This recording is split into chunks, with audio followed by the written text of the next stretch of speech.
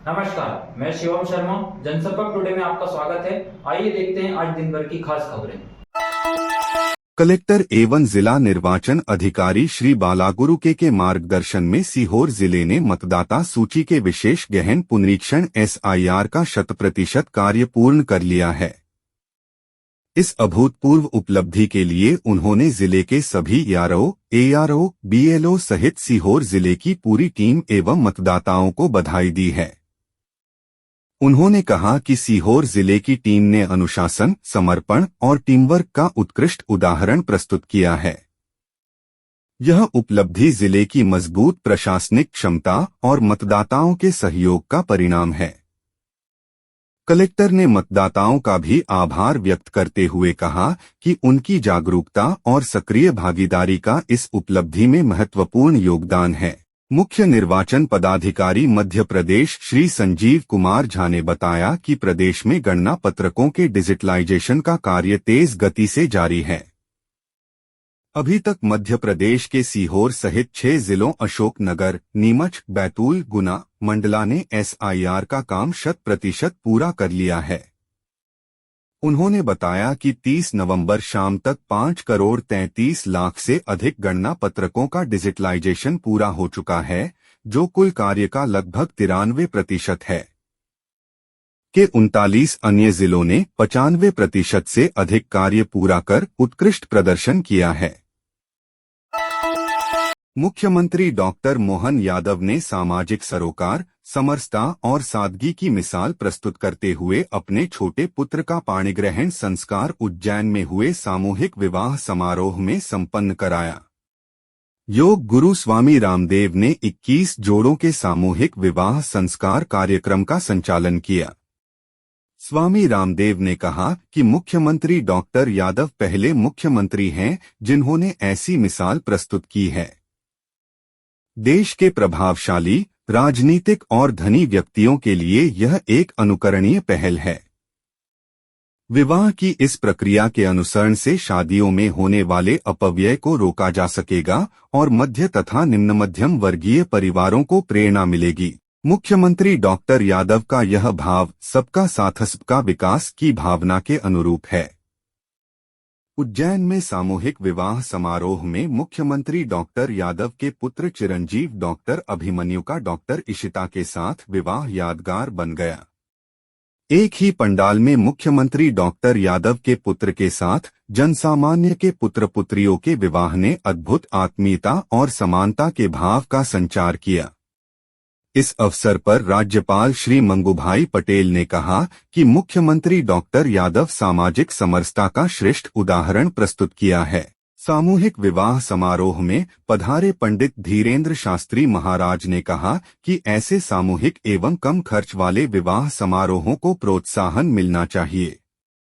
सामूहिक विवाह समारोह में अखिल भारतीय अखाड़ा परिषद मनसा देवी ट्रस्ट हरिद्वार के अध्यक्ष एवं महंत श्री रविंद्रपुरी महाराज और जूना अखाड़ा के मुख्य संरक्षक और अखिल भारतीय अखाड़ा परिषद के महामंत्री पूज्य स्वामी हरिगिरी महाराज की ओर से सभी नव दंपतियों को 1-1 लाख रुपए की राशि देने की घोषणा की गई।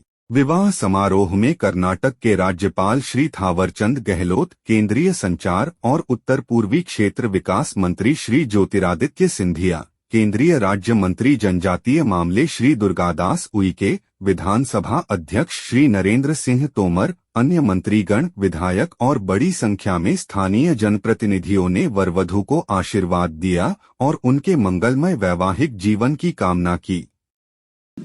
नवदंपति सभी को बहुत बहुत दिल की गहराई से शुभ आशीष देता हूँ। भगवान की कृपा हमेशा जीवन में आपके बने रहे, ऐसी भगवान को प्रार्थना। और मुख्यमंत्री ने जो एक सामाजिक समरसता का उत्तम उदाहरण जो दिया है, उसके लिए बहुत बहुत उनको बधाई। जन्म से लेके मृत्यु तक के सारे जीवन के संस्कारों के साथ हमारा अपना ये जो सनातन संस्कृति का अद्वितीय परमात्मा का आशीर्वाद है कि ऐसा हमारा सब दृष्टि से मानव जाति को लेके चलने वाला ये हमारा भारतवर्ष और इसी में बहुत सारी बातें छिपी हुई है। मैं कुछ न बोलते हुए केवल विनम्रता के साथ पूरे मंच का आशीर्वाद हमारे बच्चों को मिले, सभी को मिले। और ये जो परमात्मा की लीला है, अलग अलग प्रकार से भगवान की मर्जी है कि ऐसा विवाह होना चाहिए। और ये हमारे लिए बंधुता और यशस्वी प्रधानमंत्री के जो मूल भाव और स्वभाव के साथ जो वाक्य है, सबका साथ, सबका विकास, सबका विश्वास, सबका प्रयास, ये और सबका एक साथ ऐसा सामूहिक रूप से। तो यहाँ जो नव दंपत्ति है वो सभी समाज वर्ग से है, जिसमें हमारे देश के श्रद्धेय प्रधानमंत्री जी ने जो है वेडिंग डेस्टिनेशन हमारे भारत में हो, तो वेडिंग डेस्टिनेशन की बात की है तो डिवाइन वेडिंग है, दिव्य शादी समारोह आज ये संपन्न हुआ है पूरी सादगी के साथ। इस प्रकार के कार्य यदि भारत में प्रारंभ होंगे तो सामाजिक समरसता भी होगी, शादियां भव्य भी होंगी, दिव्य भी होगी, और गरीबों का खर्चा भी नहीं होगा, और बेटी के पिता का कर्जा भी नहीं होगा, और भारत भव्य भी होगा, भारत नव्य भी होगा, और भारत में एकता के सूत्र का संदेश पूरे विश्व में जाएगा कि अब जब हमारे अति प्रिय यशस्वी मुख्यमंत्री जी अपने बालक का विवाह सामूहिक कन्या लगन में कर रहे, तो डेस्टिनेशन पे बड़ी बड़ी जगहों पर जो करोड़ों का खर्चा होता है वो घट जाएगा, और एक नया चलन प्रचलन प्रारंभ होगा कि भैया हम भी अपने बेटे का विवाह सामूहिक कन्या विवाह में करवाएंगे।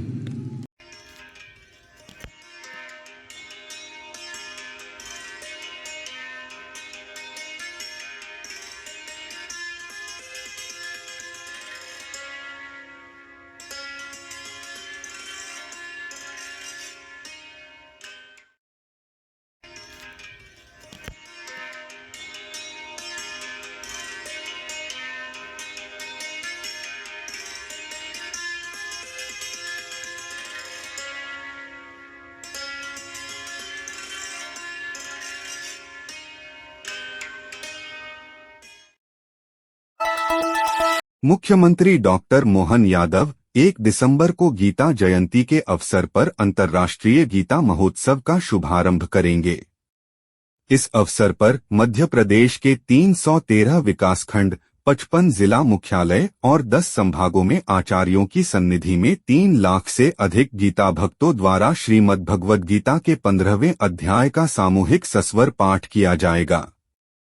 गीता जयंती पर उज्जैन, भोपाल एवं इंदौर में विशेष आयोजन किए गए हैं।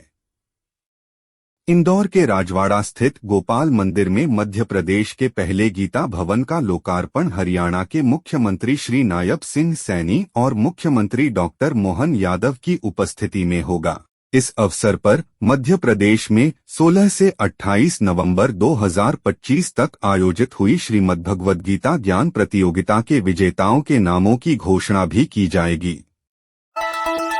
कलेक्टर श्री बालागुरु के मार्गदर्शन में अंतर्राष्ट्रीय गीता जयंती के अवसर पर 1 दिसंबर को प्रातः 10 बजे से 12 तक सीहोर स्थित शासकीय आवासीय खेलकूद संस्थान में सामूहिक समवेत गीता स्वाध्याय कार्यक्रम का आयोजन किया जाएगा।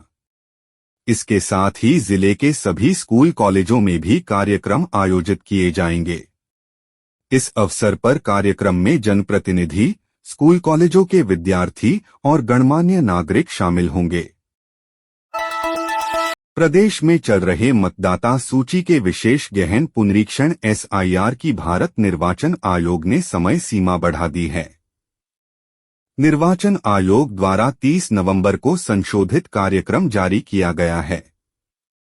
जारी कार्यक्रम अनुसार मध्य प्रदेश में SIR की प्रक्रिया अब 14 फरवरी 2026 तक चलेगी। इसके अनुसार अब 11 दिसंबर 2025 तक एन्यूमरेशन फॉर्म भरने का काम BLO द्वारा किया जाएगा।